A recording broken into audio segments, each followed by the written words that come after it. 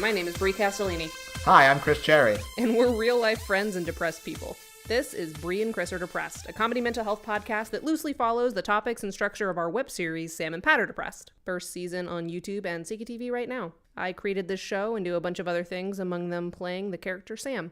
And I play Pat and also wrote for season 2. And now, the intro voices are going away. Bye-bye. Bye-bye. So Sam and Pat Are Depressed is a web series about depressed people. I wrote it about us. So, Chris, I want to take you back.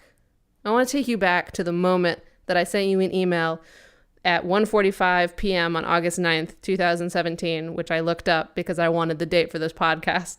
I sent you an email entitled, "You Will Understand Immediately When You Read It." And I just sent you the first 3 episodes of Sam and Pat, which are basically the same episodes that we ended up shooting. I don't think we edited them, at all. I think of all the things that you have sent me, Sam and Pat is the thing that has changed the least from when you first sent it to me to when it got filmed or, the final draft or whatever. Yeah, well, season 1. Season 2 definitely got into more... No, but yeah, those first episodes are basically identical. So on August 9th at 1:45 p.m., which is almost a year ago now, it is the same as it is today. So I entitled the email, "You Will Understand Immediately When You Read It." I sent you the first 3 episodes, but then I don't think you read it. No.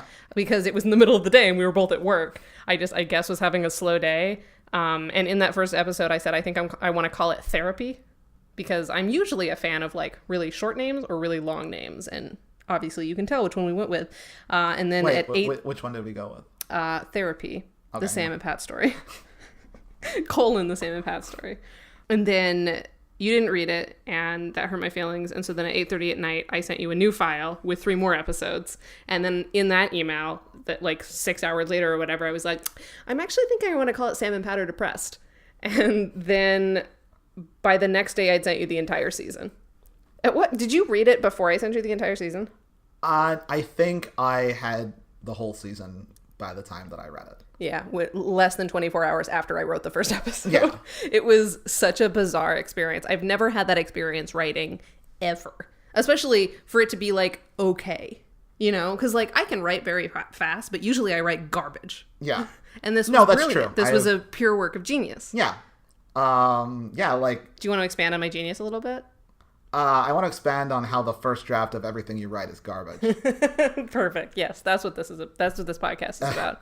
But yeah, so do you remember what you thought when you started reading this random thing that I've sent you? Because I'd sent you a lot of scripts that year and they were all bad because I could not write because Donald Trump had just been elected president and I just couldn't think about anything. And so I just kept sending you garbage Chris, is this any good? Is this any good? And you're like, I mean, it's not. But then I wrote something genius. So let's talk about that. You lovingly, in the notes that you have here, have reminded me of the first thing that I texted back to you. Well, I actually don't know if it's the first thing I texted back because text is very hard to find transcripts of. Yeah. But your first Facebook Messenger response was...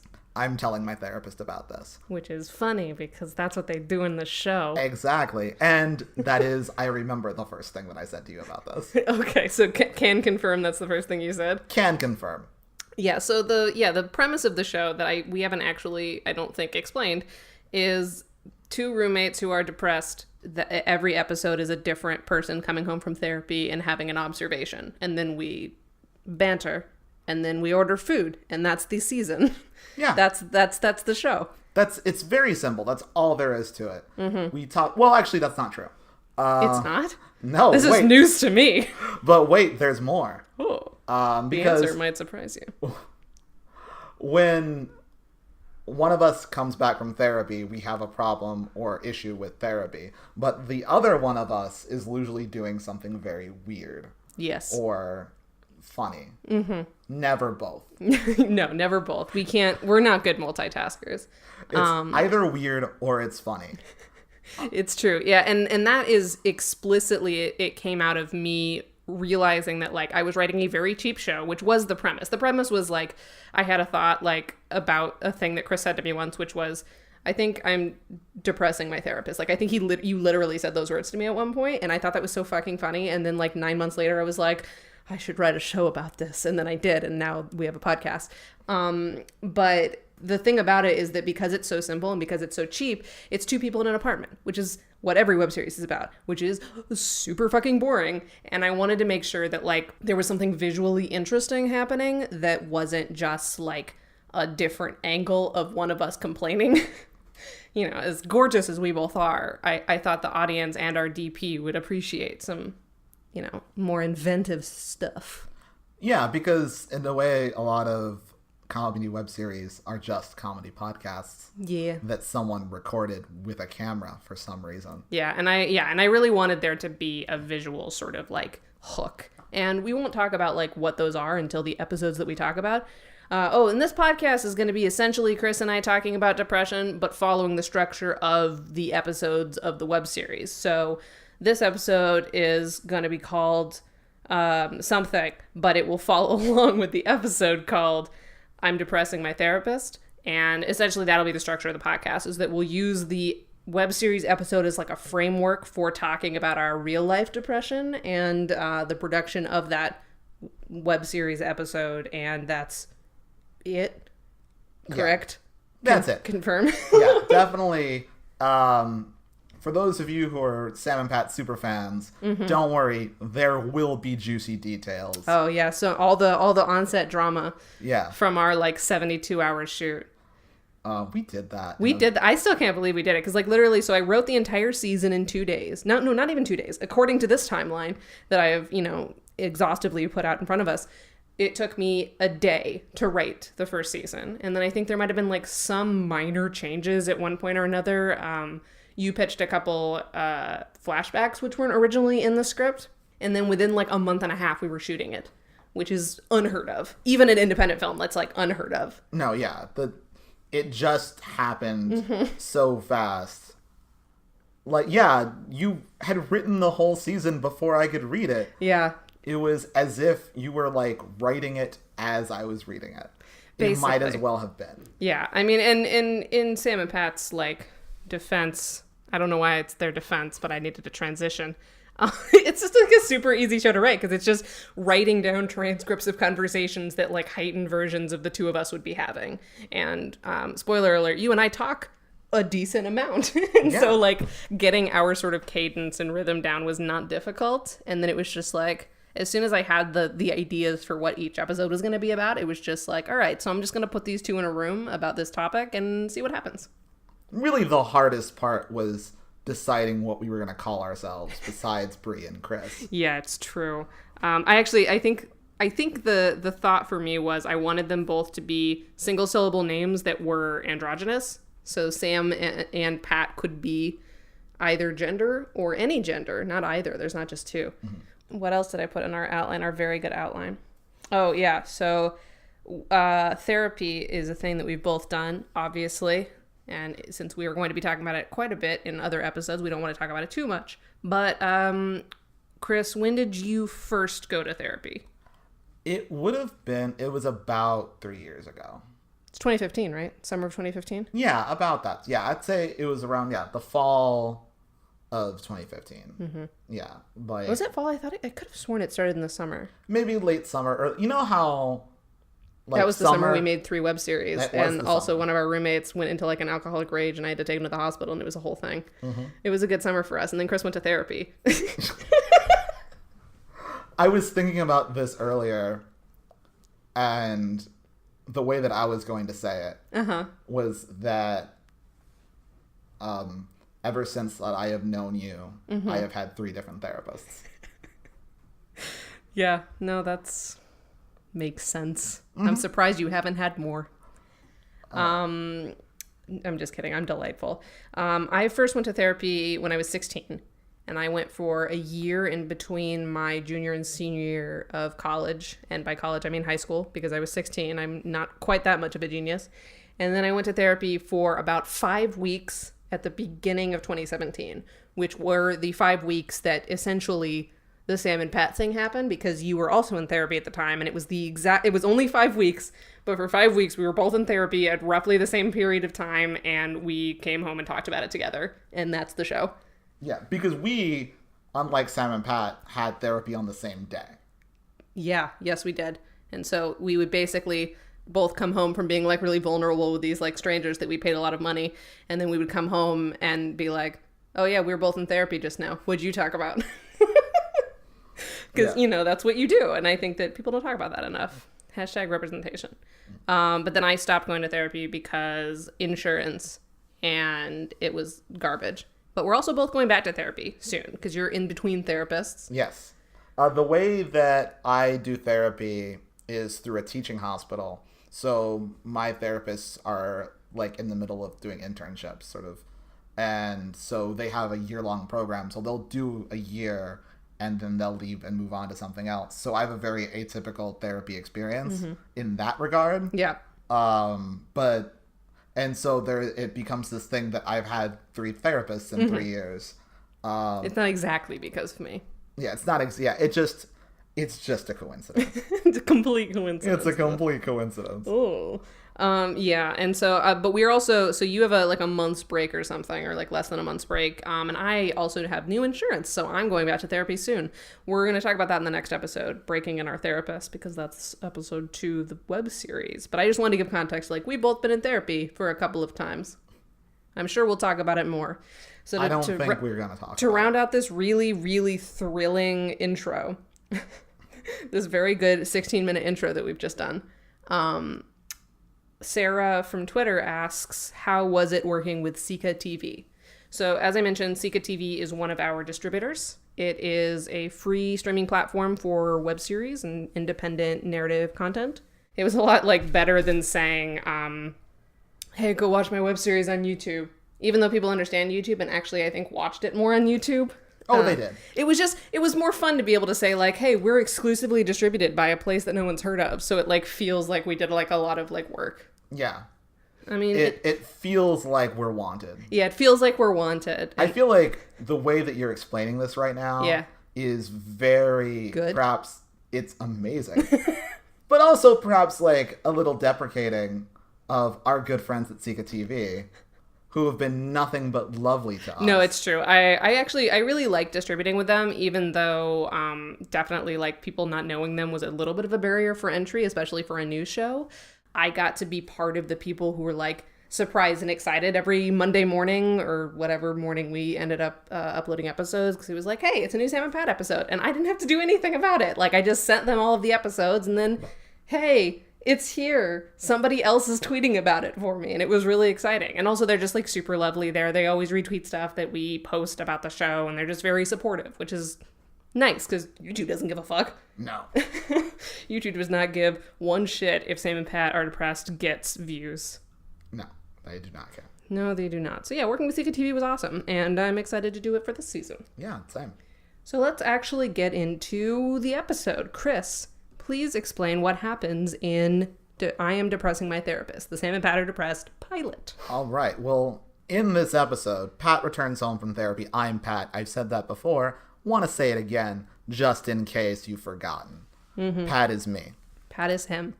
Yeah, I return home from therapy to talk to my roommate, Sam. Sam is Bri. I think you got it. Yeah. Oh, we don't live together anymore. I don't think we mentioned that yet. We lived together for 2 years, and now we don't. You know, before we recorded the podcast, I was like, this section where we explain things is too long, so I'm glad you're adding to it. Yeah, no, me too. I don't know. I felt like you cut too much out. It's now 2 pages long, which is not nearly enough time to explain the brilliance that is Sam and Pat Are Depressed. I'm sorry, Chris. Continue. Pat comes home from therapy to see his roommate Sam. Therapy, and you were there as Sam. Mm-hmm. And I come home and I talk about how I had a particularly depressing childhood story that I talked about in therapy. And then I explain how I'm now concerned that my therapist is more depressed post hearing this story. Mm-hmm. And then I suggest that I save my particularly sad stories for Sam, my roommate, and only discuss immediate concerns with my therapist. Mm-hmm. Sam, meanwhile, accuses me of having depression imposter syndrome, where I share depressing but ultimately unrelated stories from my childhood to prove to my therapist that I'm depressed enough to justify therapy. Mm-hmm. I, Pat, have nothing to say to that, so we just order pizza. Yep. And yet every episode of Sam and Pat Are Depressed ends with us ordering some sort of takeout food. Yeah. No name brands. No name brands. No one's giving us money. If DiGiorno wants to sponsor us, though, I've seen them doing some fun Twitter things. So, like, at me. I've never had DiGiorno's pizza. Have you? I'm sure you've had DiGiorno's pizza. I've had DiGiorno's pizza. You're exactly the kind of depressed person who eats DiGiorno's pizza. Oh, yes. 100%. Hi, DiGiorno. Give us money and we'll talk about you in exactly these flattering terms. So now this is the part of the episode where we discuss how we both relate. Hold on. Yeah. DiGiorno's pretty good. Oh, good to know. All right. The next time I'm in a depressive funk, maybe I'll check them out. Hey, Chris, how do you relate or not to the topics of this episode? How many podcasts do you host at this point? This is only the second one. And the first one I'm not very good at. But I'm paid to do it, so it's fine. It's fine. It's fine. I definitely, this is a thing that obviously a lot of these come out of our own conversations, but obviously since this is the pilot, this is the inspiration. Yeah. Do you remember what, you don't have to tell the story, obviously, but do you remember what it was? I have no idea. I do not remember this conversation at all. For considering how historical and important a conversation it was. I know. I'm surprised I didn't make a scrapbook page about it. That You seems didn't very know. You didn't know what it was going to be. I didn't. I had no idea. But no, but the general idea of therapy, depression, imposter syndrome definitely rings true to me. I think Andrew talked about with his therapist one time. Andrew's the director of this web series and also a good friend of ours who was also our roommate. Yes. And he's still your roommate. Exactly. For now.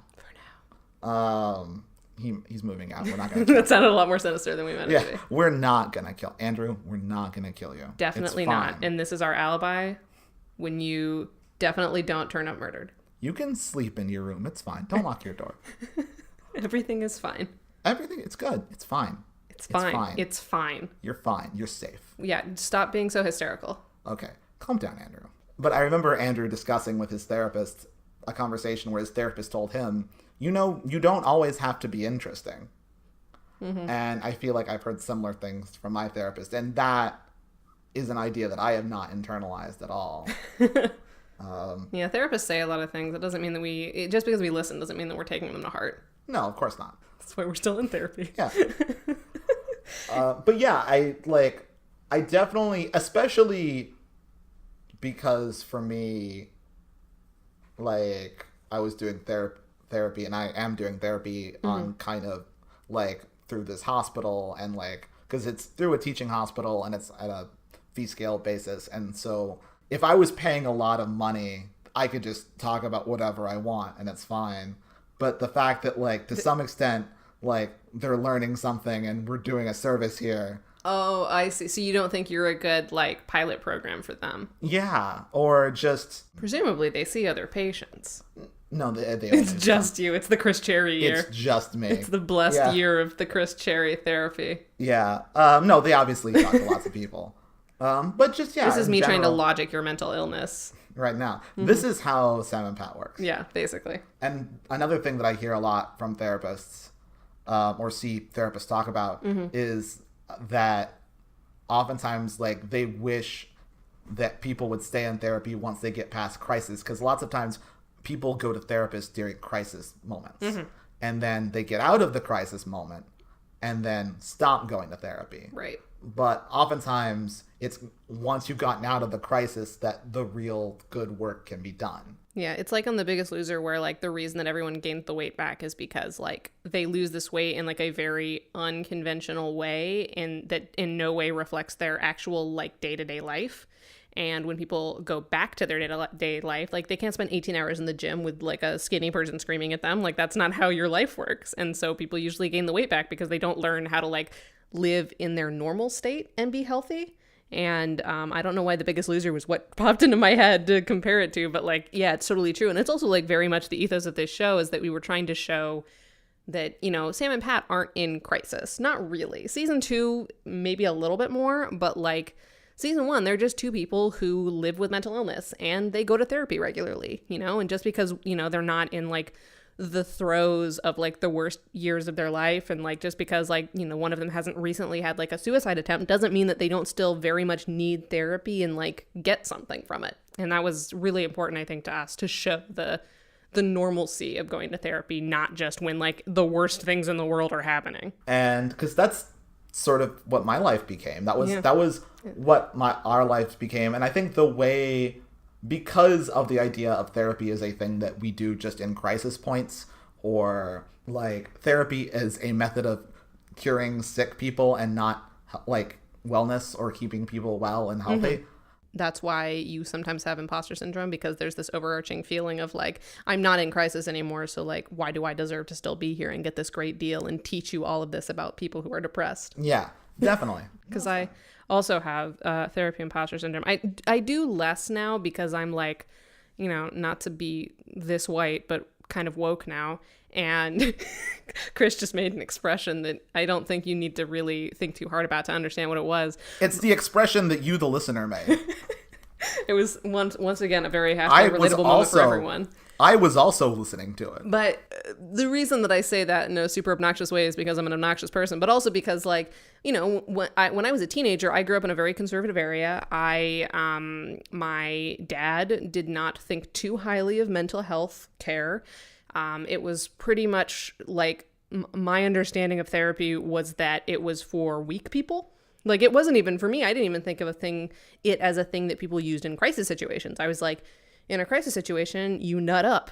And that was what I assumed people did, because like I didn't have an understanding of like mental illness isn't a thing that you can muscle through the same way that you can't muscle through a broken leg, which I think is something that Andrew has said many times, and which many people say, because like mental illness isn't just something that happens to weak people. Like it's not the same thing, but I definitely thought that. And so I had like some not great times in middle school and high school, and it would have been really helpful to go to therapy, but I thought that I was just being weak. So my not going to therapy made me stronger than other people, which is a super toxic thing to think.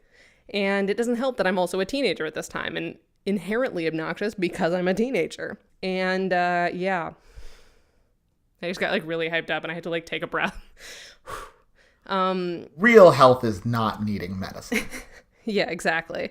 But yeah, I remember, so the reason that I eventually went to therapy when I was 16 is there was a lot of stuff going on, and I essentially just had like a massive like breakdown in front of my parents on like a Saturday, and it was spawned by something stupid, and like it you know, it was obnoxious, but at the same time, like it was sort of like that straw that broke the camel's back. Like I went home and I just like fucking freaked out and like screaming and tearing things off of my walls, like the most teenager tantrum of all time. But like it was just all of this stuff had been building up, and I was screaming about like how nobody like understands me, and that like I just felt like no one cares about things that I do, and like it was a lot.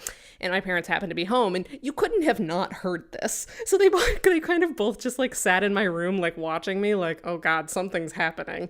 And I just sort of screamed until I like wore myself out. And then I was like, I think I need therapy. And my mom was like, yes, let's make some calls. And my dad was like, therapy is for pussies, which is a literal thing he said to me. So that explains many things about who I am as a person. And that was definitely something that like I struggled with a lot. And I stopped going to therapy because I was like, after a year, I still had the understanding of like, okay, so I'm like out of the bad stuff. I'm going to college in like 6 months and everything will be better then. So like, I don't need therapy anymore. And then 2 weeks later, my parents got divorced and it was a whole thing. So like that timing wasn't the fault of therapy, but it sort of speaks to the fact that like therapy is something that you should do for a while, not just when you think you need it. Yeah. And I wish I'd learned that sooner. But yeah, pride, I think, was a big thing for me in not going to therapy for as long as I did. Yeah, I think it is for a lot of people. I think that's sort of... Because we've made people in culture think that, like, they think that people that go to therapy are weak. And nobody wants to be weak. You don't wake up in the morning like, God, I hope people pity me today. God, that would just make my day. Hey, Chris, can you pity me right now? Not on mic. Oh my God.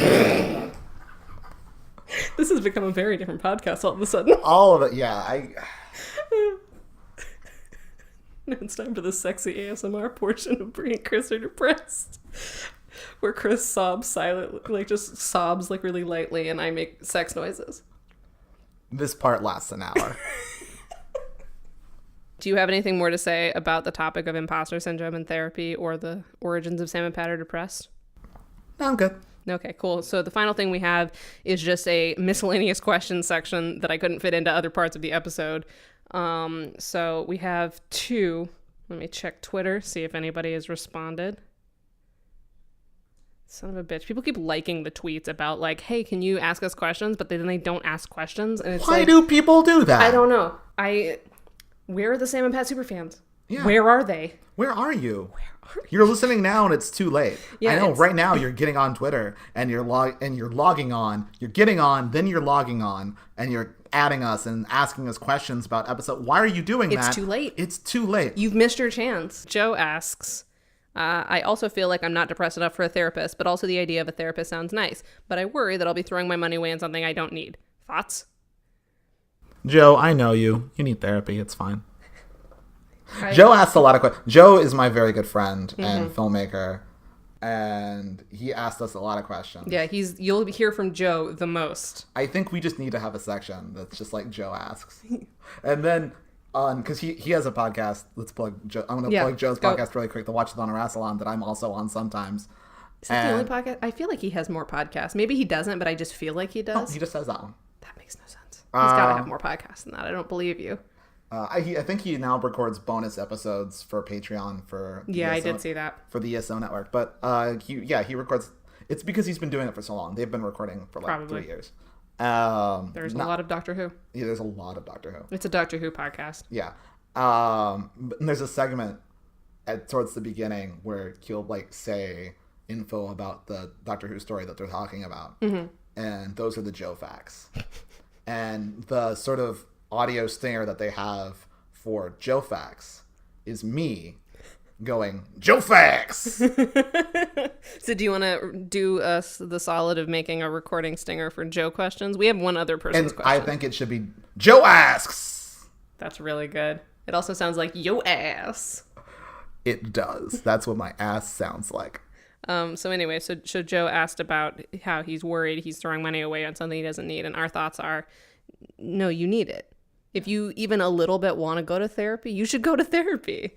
Like, I think that's the lesson that we've learned is that like, it's not, and it doesn't have, you don't have to start in crisis just because many people do. And then maybe eventually transition into like more just regular sessions. You can start in regular sessions and then you already have the support system in place when you go into crisis, because there is nothing harder than like being in a super depressed, bad place, like emotional place, and then having to call a bunch of strangers to set up a time to pay someone money to talk about your problems. It's the worst time to look for a therapist. Yeah, and you end up telling your story like 5 different times. And it sucks. Yeah, it's not a fun thing to do. It's way better to already have a therapist and then, gracefully transition into your crisis period. It's much easier. Yeah. Go to therapy, Joe. He also asked us what our favorite pizza topping is, because at the end of this episode, as we've already talked about, Sam and Pat ordered a pizza. I like pepperoni and Italian sausage, provided that the Italian sausage is more the crumbly kind, as opposed to like the big, round, like the round flat kind, or the kind of meatball chunks kind of. Yeah, no, yeah. I agree, because like, it's crispier. Yes, very much so. It's a very good texture thing. Yeah. If I can get that, that's the ideal pizza for me. Mouthfeel matters a lot to Chris. It really does.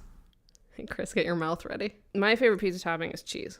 Because, like, I like stuff on my pizza, and, like, if I'm at, like, a fancy place, like, I will definitely, peruse their more fancy options. Like, I like goat cheese and, like, bullshit like that. But if I'm just ordering a pizza, I mostly just want cheese. I don't want to think about it. I don't want to have to, like, worry about if they're going to give me flat, round sausage or, the crispy good kind. Like, I don't want to have to call the pizza place and be like, what kind of sausage do you use? And how do you cut it? So I just ordered cheese because it's the safest. What kind of sausage do you use? Hey, I want to place an order, but first, do you mind telling me what's the deal with your sausage? What's the deal with your sausage? Well, see, now I can't get it. You can't do a Seinfeld impression while I'm getting off. I can do whatever I want. This is my podcast too, you son of a bitch. All right, well, that was fun. So I thought that this is a good final question, which RJ asks, what are the challenges and opportunities specific to doing a second season of something? Which, yes, we're making a second season of Sam and Pat Are Depressed, which I also don't think we've talked about yet. This is a very bad episode of a podcast, but we're making a season 2 of Sam and Pat right now. In fact, the reason that we're making this podcast is because we did a crowdfunding campaign that is probably over by the time you're listening to this episode, and we hit a stretch goal that meant that we were going to make this first season of this podcast. You really should have said that up front. We should have said that so much earlier. So much earlier. So much earlier. And you know what we really... We'll do it right now, and we should have done it at the beginning. We'll do it again. Thank you, guys. Oh, yeah. Gratefulness. Thank you guys so much for giving us the money to make us do this.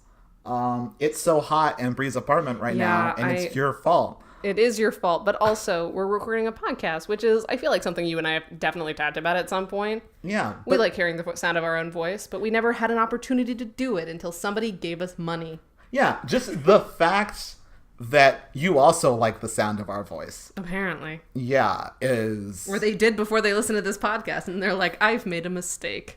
I sincerely feel like I have podcaster imposter syndrome.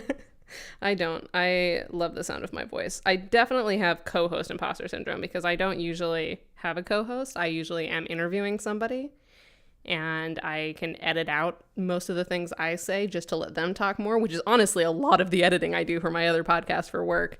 But I can't do that this time because, like, I'm also important, which is exciting, but also annoying. But yeah, so challenges and opportunities with a second season. So we decided to make a second season because we did. Also, since the first season came out, endless people have started pitching us ideas, and also we came up with so many more ideas, because the first season I wrote entirely on my own, but then season 2, Chris actually wrote some episodes. You. Yeah. Chris. Your name is Chris? Yeah. Or Pat? No, my name is Chris. Pat, if you're nasty.